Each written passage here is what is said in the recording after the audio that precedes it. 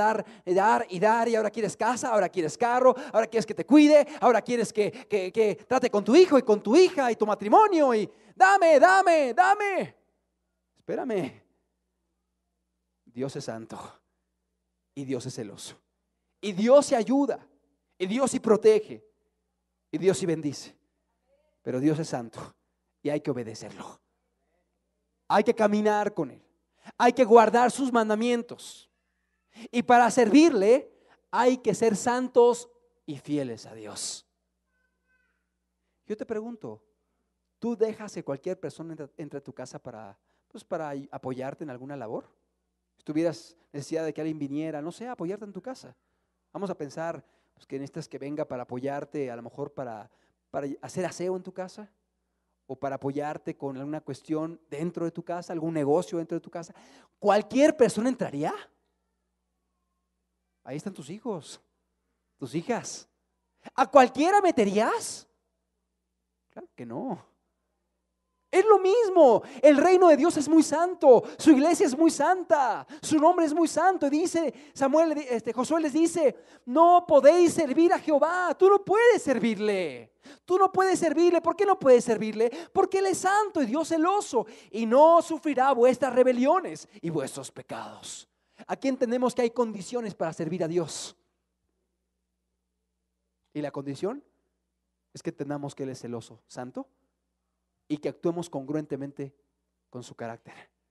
Y si yo sé que Dios es santo y celoso, pues yo voy a ser también santo y voy a ser fiel, porque Él es celoso, y lo voy a amar y voy a caminar con Él en integridad. ¿Cuántos dicen amén? No hay vuelta de hoja. No hay otra manera de servir a Dios. Esa gente que quiere servir a Dios con un pie en el mundo y con un pie en el cristianismo, y quieren servir a Dios, dice: quiero hacer esto, quiero hacer lo otro, quiero colaborar, quiero cooperar, quiero ayudar, pero por otro lado el corazón está en el mundo. No puede hacerlo, porque Dios no sufrirá tus rebeliones ni tus pecados. Dios es celoso, y aún sabes, aquel que le adora, Dios quiere que lo adore en espíritu y en verdad. No solamente en emoción y en hipocresía, o más bien no en emoción y en hipocresía, sino en espíritu y en verdad. ¿Qué significa en espíritu y en verdad? Con sinceridad, una genuina adoración con tu vida, con tu corazón, con tu comportamiento, con tu esposa, con tu esposo, con tus hijos. La alabanza a Dios, que sube a Dios y es agradable a Dios, es la alabanza que brota de un corazón puro, santo y justo. ¿Sí? O sea que lo que Dios quiere en primera instancia es nuestro corazón, nuestra vida, nuestra consagración, nuestra rendición a Él. No un grupo, no un líder religioso, no una organización humana. Al Dios eterno, al Dios eterno, al Dios de la Biblia, al Dios invisible, al Dios santo, al Dios celoso. Mucha gente dice: puro Antiguo Testamento. Es que Dios ya no es igual en la gracia. Estamos en la dispensación de la gracia. Ya Jesús vino, ya Jesús murió. Veíamos la semana pasada, nuestro Dios es ¿qué? Inmutable. Inmutable. Lo estudiamos la semana pasada. ¿Y qué significa inmutable? Que no cambia, que es el mismo Dios de Moisés es nuestro Dios. El mismo Dios de Daniel es nuestro Dios. El mismo Dios de Josué es nuestro Dios. Y vamos a conocer al Dios del Nuevo Testamento, que sigue siendo el mismo. Juan capítulo 2, verso 13. Estaba cerca la Pascua de los judíos, y subió Jesús a Jerusalén, y halló en el templo a los que vendían bueyes, ovejas y palomas, y a los cambistas allí sentados. Y haciendo un azote de cuerdas, echó fuera del templo a todos, y las ovejas y los bueyes, y esparció las monedas de los cambistas, y volcó las mesas. Y dijo a los que vendían palomas: quitad de aquí esto y no hagáis de la casa de mi padre casa de mercado. Entonces se acordaron sus discípulos que está escrito: el celo de tu casa, el celo de tu casa me consume. Y los judíos respondieron y dijeron: ¿qué señal nos muestras ya que haces esto?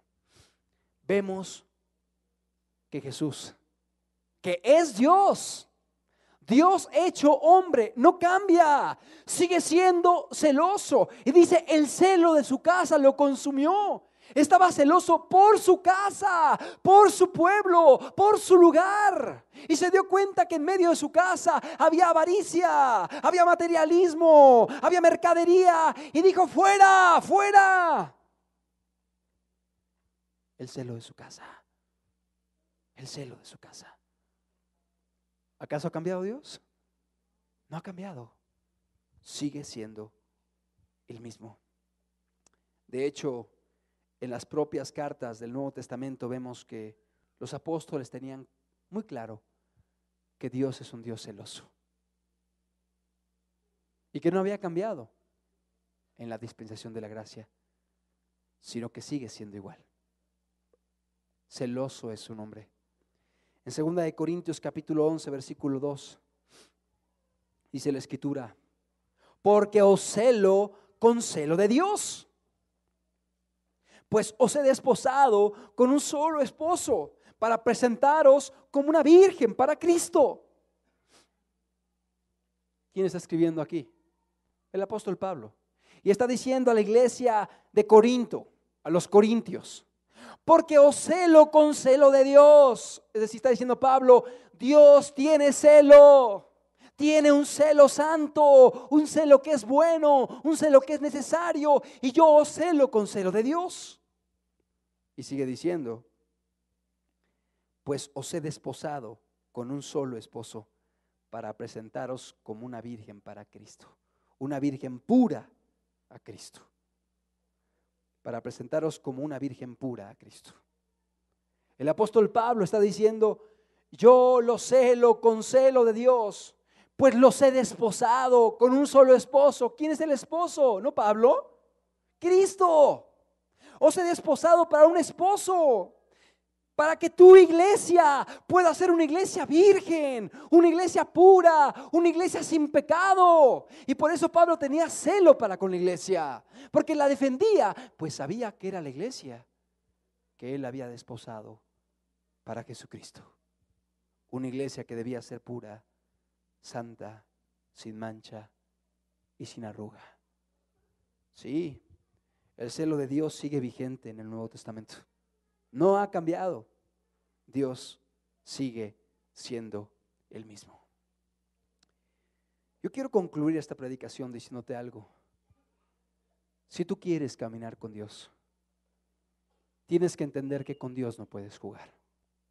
Que si quieres realmente comprometerte con Él, debes hacerlo, pero de corazón. Que no juegues a la religión. Que no juegues a venir los domingos a cantar y a alabar y a conocer, si no quieres caminar con Dios que es santo. Es más, te sería peor. Te sería peor el seguir viniendo y escuchando y conociendo y aprendiendo del Dios santo, si sigues pecando en contra de Él. Porque más culpabilidad hay en un avaro, materialista, amargado, rebelde, que conoce a Dios, escúchalo, que en una prostituta que jamás ha escuchado hablar de Jesucristo. No le estoy justificando, está mal, porque tiene una conciencia, tiene una ley en su corazón, y si no se arrepiente se va a perder. Está mal, pero si tú estás, como el primer caso, estás peor que ella. ¿Por qué? Porque tú conoces la palabra de Dios. Porque tú sabes que Dios es santo. Porque tú sabes que Dios es celoso. Y porque tú sabes que Dios envió a su Hijo a morir en la cruz del Calvario por ti. Y que Dios no estaba jugando. Cuando entregó